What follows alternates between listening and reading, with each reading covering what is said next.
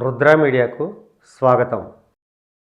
Municipal ఎన్నికల సందర్భంగా నాగర్ కర్నూల్ పట్టణంలో వివిధ పార్టీలు ఎన్నికల ప్రచారాన్ని ప్రారంభించాయి. పార్టీల ప్రచారంతో వీధులన్నీ హోరెత్తిపోతున్నాయి. నాగర్ కర్నూల్ పట్టణంలోని 13వ వార్డులో కాంగ్రెస్ అభ్యర్థి ప్రచారం తీరు తెన్నులు ఇలా ఉన్నాయి. గైస్ భాయ్ ఓటేయండి ఖచ్చితంగా. అది చెప్పకూడదు. ఇది మనిషి ఓకే, వేరే వాళ్ళు ఎవరు లేదు. నాకు ఇప్పటికీ అందుబాటులో ఉన్నారు. ఓకే,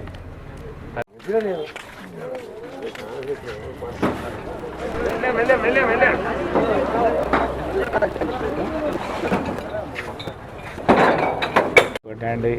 మీకు ఎప్పుడు అందుబాటులో ఉంటానని.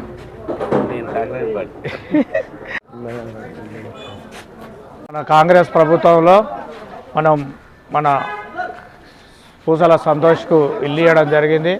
మంచిగా బ్రహ్మాండంగా ఇల్లు కట్టుకున్నాడు.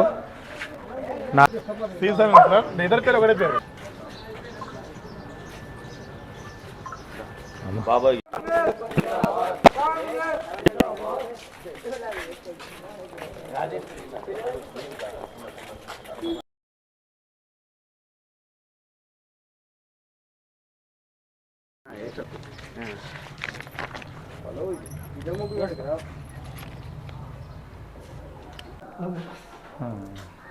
భయపడకలే.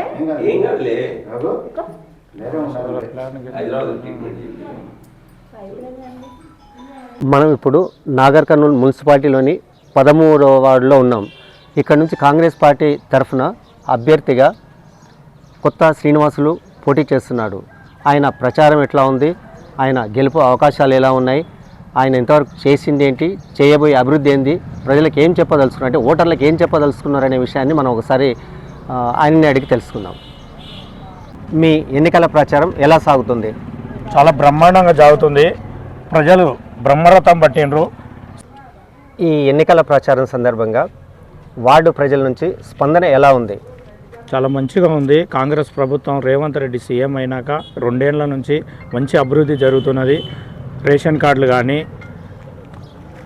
ఇందిరమ్మ ఇండ్లు కానీ చాలా బాగా అనుకూలంగా స్పందిస్తున్నారు జనం. వాడు ఇంటింటి తిరుగుతుంటే కాంగ్రెస్ పార్టీ తరఫున మంచి ప్రచారం, మంచి ఊపు అందుకుంది. చాలా మంచిగా ఉంది. మాకు ప్రభుత్వం చేసే పథకాలు చాలా బాగున్నాయి. తప్పకుండా మేము కాంగ్రెస్ పార్టీని బలపరుస్తామని చెప్తున్నారు. ఎంతకాలంగా మీరు ఈ రాజకీయాల్లో ఉన్నారు? నేను 30 సంవత్సరాల నుంచి రాజకీయాల్లో ఉన్నాను. మీరు గతంలో ఏమైనా పదవులు చేశారా? చేసిన. నేను వార్డు మెంబర్ చేసిన, 2 సార్లు వార్డు మెంబర్ చేసిన, ఒకసారి ఎంపీటీసీ చేసిన, 2 సార్లు కౌన్సిలర్ చేసిన. ఇప్పుడు మళ్ళీ 6వసారి మళ్ళీ కౌన్సిలర్గా పోటీ చేస్తున్నా. మీరు రాజకీయాల్లో ఉన్నారు? నేను గత 30 సంవత్సరాల నుంచి ఉన్నా. 30 సంవత్సరాల నుంచి నన్ను ప్రజలు ఆశీర్వదిస్తున్నారు. నన్నే ఎన్నుకోవడం జరుగుతుంది. గత 5 పీరియడ్లు 25 సంవత్సరాలు అయిపోయింది. ఇప్పుడు 26వ సంవత్సరాలు కూడా పోటీ చేస్తున్నా. అంటే గత 2.5 దశాబ్దాలుగా మీరు రాజకీయాల్లో ఉన్నారన్నమాట. ఉన్నాను. ప్రజల ఇంతకాలంగా మీరు రాజకీయాల్లో ఉన్నారు కదా, ప్రజల నుంచి ఏమైనా వ్యతిరేకత ఉందా? ఏం వ్యతిరేకత లేదు. శ్రీను మంచిగానే ఉన్నాడు మాకు అనేది. ఇంకా ఓటు బ్యాంకు పెంచుకున్నా. నేను ప్రజల ఇంకా వాళ్ళ అభినందనాన్ని ఇంకా పెంచుకున్నాను. గతంలో చేసిన మీరు పదవులు గతంలో అనుభవించారు కదా, అంటే వార్డు మెంబర్లో కానీ కౌన్సిలర్గా కానీ గత 25 సంవత్సరాలుగా చేస్తున్నారు కదా, మీరు ఈ ప్రజలకు మీరు చేసింది ఏమన్నా ఉందా? ఉంది. ఏంటి? నేను సీసీ రోడ్లు కానీ, అండర్ డ్రైనేజ్ కానీ, ఐమాక్స్ లైట్లు కానీ, ఐమాక్స్ లైట్లు వేయించడం జరిగింది. నా వార్డులో ఒక 12 ఐమాక్స్ లైట్లు వేయించిన, ఒక వాటర్ ట్యాంక్ కట్టించిన, మా శ్మశాన వాటిక అభివృద్ధి చేసిన, వాటర్ ట్యాంక్ అక్కడ కట్టించిన, తర్వాత అండర్ డ్రైనేజీ, సీసీ రోడ్లు ఇవన్నీ చాలా చేసిన. ఇంటింటికి నల్ల ఇచ్చినాం. ఇంటింటికి నల్ల కనెక్షన్, ప్రతి ఇంటికి నల్ల కనెక్షన్. రేషన్ కార్డు, వాళ్ళ ఇంటికి రేషన్ కార్డు. ప్రతి ఇంట్లో ఫ్యామిలీలు 2-3 కొడుకులు ఉంటే 10 ఏళ్ళ నుంచి రేషన్ కార్డు రాలేదంటే రేషన్ కార్డులు కూడా చేయించిన. తర్వాత ఇందిరమ్మ ఇండ్లు కూడా ఇవ్వడం జరిగింది. మా వాళ్ళలో దగ్గర 45 ఇండ్లు శాంక్షన్ చేయడం అయింది. 30 ఇండ్లు స్టార్ట్ అయినాయి. అందరు కూడా కట్టుకుంటారు. వాటర్ సమస్య లేకుండా మాకు బాగా 24 అవర్స్ వాటర్ వస్తుంది. వాటర్ సమస్య లేదు. దగ్గర దగ్గర 8 బోర్లు వేసినాం. 8 బోర్లు కూడా సక్సెస్ అయినాయి. 8 బోర్లు నడుస్తున్నాయి ఇప్పుడు మా వార్డులో 13 వార్డులో. పరంగా చేసిన పనులు సరే, అది గవర్నమెంట్ తరగతి చేసావు. నువ్వు నిన్ను ప్రజాప్రతినిధి ఎన్నుకున్న ప్రజల కోసం వ్యక్తిగతంగా ఏమైనా సేవలు చేసినావా? అంటే గుర్తుండిపోయే సేవలు ఏమైనా చేసినావా? చేసి ఉంటే అవేవి? నేను వ్యక్తిగతంగా మా ఏరియాలో ఎవరికైనా అనారోగ్యంతో బాధపడుతుంటే వాళ్ళకు నా సొంతం ఖర్చులతో నేను వాళ్ళకు ట్రీట్మెంట్ చేయించడం జరిగింది. నా చేతనైనంత సహాయం చేసిన. తర్వాత ఇట్లే బీద వాళ్ళు చనిపోతే కూడా బీద వాళ్ళకు అంత్యక్రియలకు కానీ వాళ్ళు ఎమ్మడి ఉండి నేను అంత్యక్రియలు అన్నీ చేయడం జరిగింది. తర్వాత బీద వాళ్ళు పెళ్ళిళ్ళు చేసుకుంటామంటే మెట్టెల మంగళసూత్రం కూడా ఇప్పించడం జరిగింది. నేను ఇట్లోటి చాలా స్వచ్ఛందంగా చాలా కార్యక్రమాలు చేసిన. నా సొంతం కారు కూడా ఇచ్చి పంపిస్తా హాస్పిటల్ కానీ ఎక్కడ కానీ.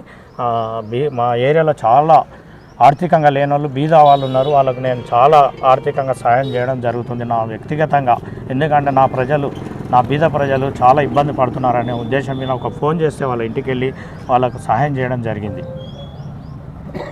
మీరు ప్రభుత్వ పరంగా అంటే ఇప్పుడు ఈ కొత్త రేవంత్ రెడ్డి ప్రభుత్వం వచ్చిన తర్వాత ఈ 2.5 సంవత్సరాలు అవుతుంది కదా. ఈ 2.5 సంవత్సరాల్లో ఈ ఎమ్మెల్యే రాజేష్ రెడ్డి ఎమ్మెల్యే గెలిచిన తర్వాత ఎమ్మెల్సీ దామోదర్ రెడ్డి సహకారం అనుకోండి, ఎమ్మెల్యే రాజేష్ రెడ్డి సహకారం, ఈ మధ్యకాలంలో చేసిన మీరు చెప్పుకోదగిన పనులు ఏమైనా ఉన్నాయా? ఉన్నాయి. దామోదర్ సాబ్ మా ఎమ్మెల్సీ గారు, తర్వాత మా ఎమ్మెల్యే కుచుగుల రాజేష్ రెడ్డి గారు కొంత ఫండ్ చేయడం జరిగింది. ప్రభుత్వం తరఫున ఫండ్ ఇస్తే చాలా పెండింగ్ ఉండే చిన్న చిన్న గల్లీలు, రోడ్లు కానీ అండర్ డ్రైనేజ్ కానీ ఉంటే నిన్న నాకు దగ్గర దగ్గర ₹1 కోటి ఇస్తే నేను అభివృద్ధి చేయడం జరిగింది. నా ఏరియాలో 13 వార్డులో దామోదర్ రెడ్డి గారు మరి రాజేష్ రెడ్డి గారికి ధన్యవాదాలు తెలియజేస్తున్నాను. ఎందుకంటే ఇప్పుడు ర్యాండమ్గా చెప్పడం కాకుండా స్పెసిఫిక్గా ఫలానా గేరిలా ఫలానా పని చేసిన అని చెప్పుకోవడానికి మీకు ఏమన్నా ఉన్నాయా? ఉన్నాయి. ల్యాండ్ మార్క్లు ఏమన్నా చెప్పగలుగుతా? లేకపోతే అందరు చేసిండ్రు అభివృద్ధి, స్పెషల్గా ఏం చేసిండ్రు?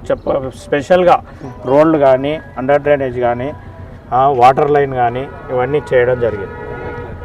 ఐమాక్స్ లైట్లు గుడి దగ్గర అండర్ డ్రైనేజ్ పైప్ లైన్ వేయడం జరిగింది రీసెంట్లీగా.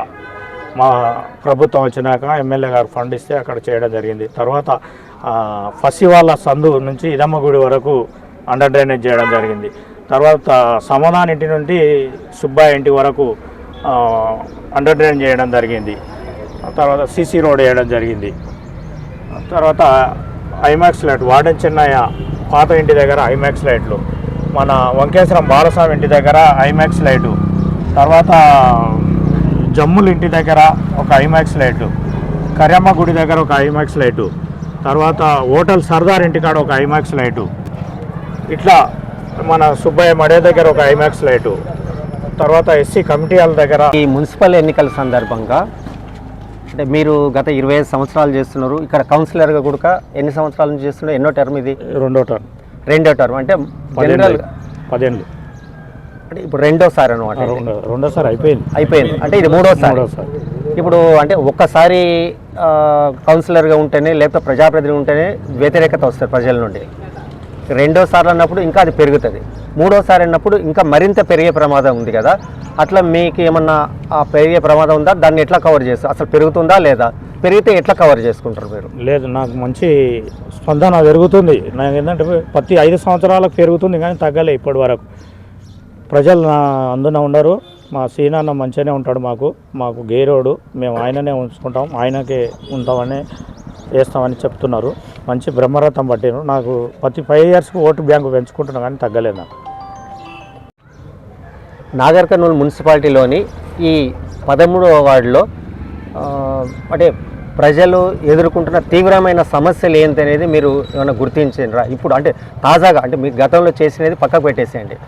ఇప్పుడు ప్రధానమైన సమస్య ఏముంది? దాన్ని పరిష్కరించడానికి మీరు ఏం చేస్తున్నారు? ప్రధానమైన సమస్య అయితే ఏం లేదు.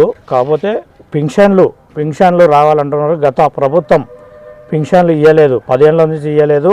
ఇప్పుడు ప్రభుత్వం మొత్తం సర్వే చేసి ఇప్పుడు పింఛన్లు శాంక్షన్ చేయాలని ప్రభుత్వం అంటే పింఛన్ల కొరత ఉంది. అది తప్పకుండా మా ప్రజలకు ప్రభుత్వం తరఫున వస్తాయి. నేను తప్పకుండా వాళ్ళకు పింఛన్లు చేపిస్తా. ప్రధాన సమస్య అయితే మా దగ్గర లేదు, ఎందుకంటే అన్నీ చేసినాం బాగా, ఏదైతే సమస్య లేదు.